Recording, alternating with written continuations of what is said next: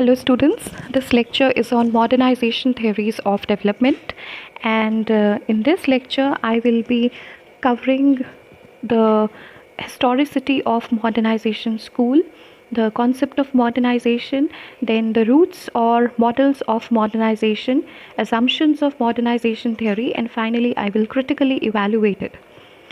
So, development, we know that it is a discourse which is built on the assumption that political and socio-economic problems of the so-called third world countries or southern nations can be solved by the replication of only Western capitalist modernization in these countries.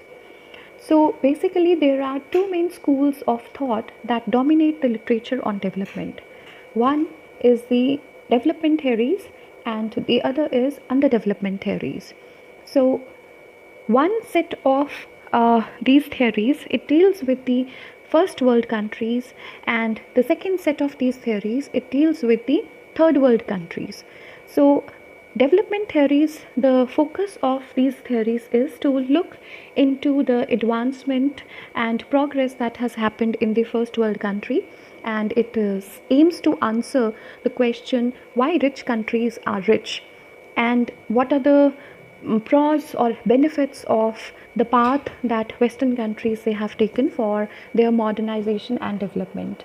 And the second set of theory, that is underdevelopment theory, it looks into the question that why and what makes poor countries poor, or what makes third world countries poorer.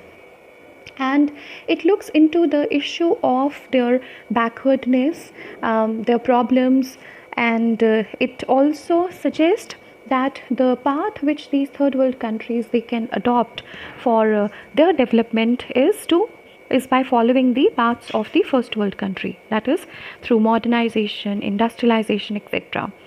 So this set of theory, the first set of theory, it is also called as modernization theory, and it also extends to the underdevelopment theory because it looks at the first world countries as modern and third world countries as unmodern or primitive. So the term modernization, industrialization and development, they are often interchangeably used, but in fact they refer to a distinguishable phenomena where industrialization, it is a narrower term than modernization, development, it is more general. So now I would like to discuss about the modernization school, how it came up, and basically it was a product of it was a historical product of three historical events. First is the emergence of United States as superpower in 1950s and around that. So while other nation states or other nations, Western nations like Great Britain, France and Germany, they were weakened by World War II, United States during this time emerged from the war and it became the world leader with the implementation of Marshall Plan to reconstruct the war-torn Western Europe.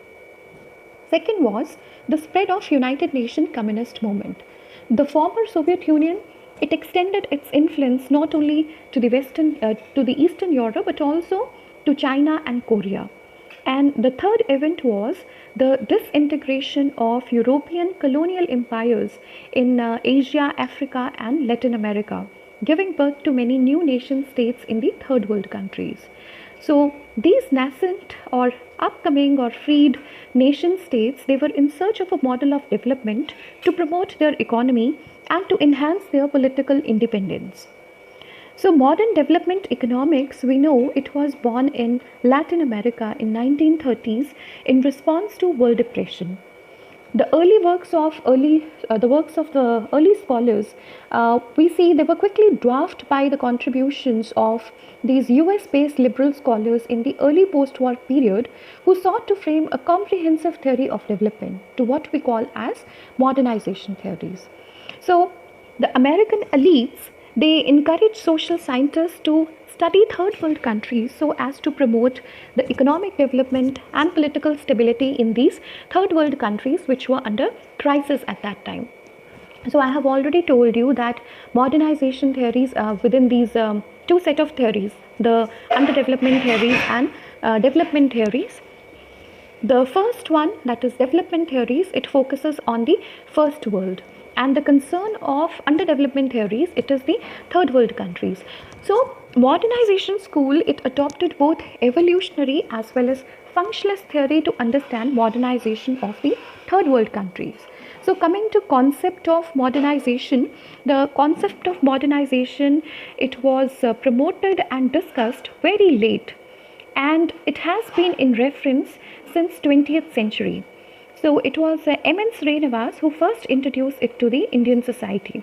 So historically speaking, modernization, we can say it is a process of change towards those types of social, economic and political systems that have developed in Western Europe and North America from 17th century to the 19th century, and then they have spread to other European countries, and in 19th and 20th centuries to the South American, Asian and African continents. So modernization, in simple terms, it is a liberal perspective, and it is also a theory of transformation from traditional or underdeveloped societies to modern societies. It is equally a cultural process because it involves adoption of values, modern values, attitudes like innovation, rationality, scientific thinking in place of traditional lifestyle. So at its core, we can say modernization theory suggests that advanced industrial technology, it produces not only economic growth in developing societies but also brings about other structural and cultural changes. And all institutional structures and individual activities, they become highly specialized, differentiated and integrated into the social, political and economic forms which are characteristics of advanced Western societies. So now I will focus on the models or roots of modernization.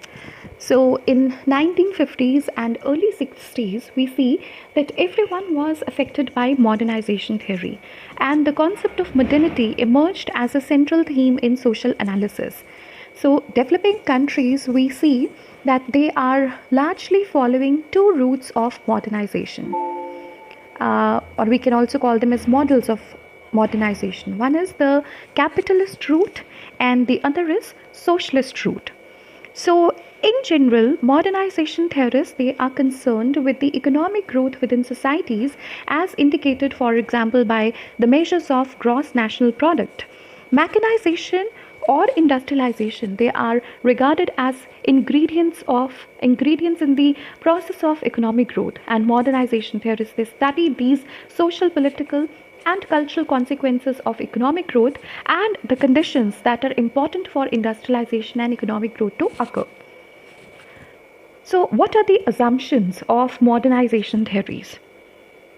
So the first assumption of modernization theories is that there is something problematic about the third world countries and their structures, their social structure, whereas first world countries have better social structure, and these social structures, they promote and inhibit the development in the first and the third world countries.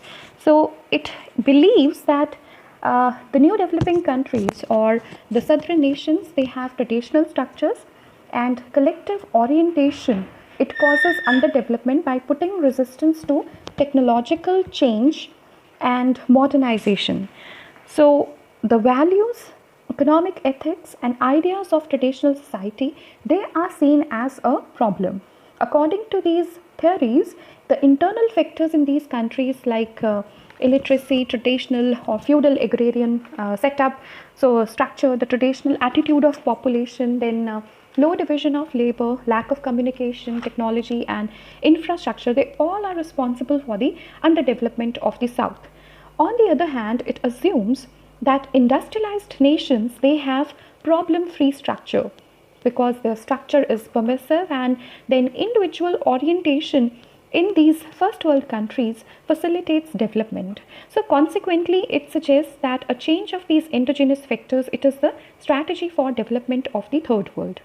Second is what we have discussed in part 1 of our syllabus, that S.L. Sharma, he quotes that every society has two structures which are traditional and modern.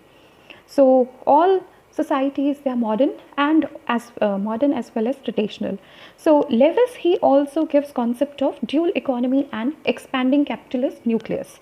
So this theory, this concept, it is premised on the thesis of eco-dualism. That is, within the confines of any system, be it nation or globe, there exist two structures, the modern and traditional. Same way, there exist two economies in the underdeveloped state, the capitalist and traditional.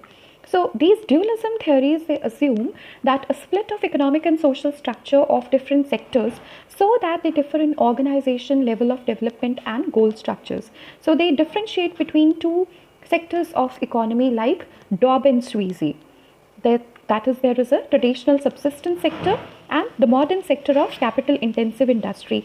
And the traditional subsistence sector consists of small scale agriculture, handicraft and petty trade, and has a high degree of labor intensity but low capital intensity, and little division of labor is there. Whereas on the other hand, the modern sector of capital intensive industry and plantation agriculture, it produces for the world market with the capital intensive mode of production with high division of labor. So what happens is that these two sectors, they have little relationship and interdependence and develop each according to its own pattern. So both the sectors, they get separate and distinct, and in the due course the economy and polity gets divided more and more into the modern sector and traditional in course of modernization, and traditional it falls behind in the course of modernization. So modern sector, it operates on the capitalistic principle, and the modern sector can be considered an economic enclave of industrial countries, and its multiplicator and growth effects, they will benefit the industrial countries but will have little effect on the internal market. So the key to achieving growth, as the dualism theories they point out, is that in the third world is by expanding the capitalist sector. Then third assumption of modernization theories is that it assumes that modernization takes place in a unilinear direction. That is, it is always going to happen from traditional to modern stage. So there is a sequence, there is a chain-like sequence, and all the societies, they have to pass through the same phases of development. So it is progressive, it is irreversible, and it is equally a lengthy process. So modernization, it is a phased process. For example, Rousseau, he has also talked of 5 stages of modernization, that all societies, they have to pass through these 5 stages. What are these 5 stages? It is the stage which is called as traditional stage of society. Then there is a stage of economic growth, and the third is the stage of takeoff. Fourth is the stage in which there is a drive to maturity, and then there is a stage of high mass consumption. So Rousseau also says and points that every society has to pass through these stages to seek modernization or to make development. So fourth point is modernization, it is regarded as a homogenizing process. So homogenizing means that there is more of similarity which is created in the process of development. So we can say that modernization produces tendencies towards convergence among societies. So as time goes on, they and we will increasingly resemble one another, because the patterns of modernization are such that more highly modernized societies become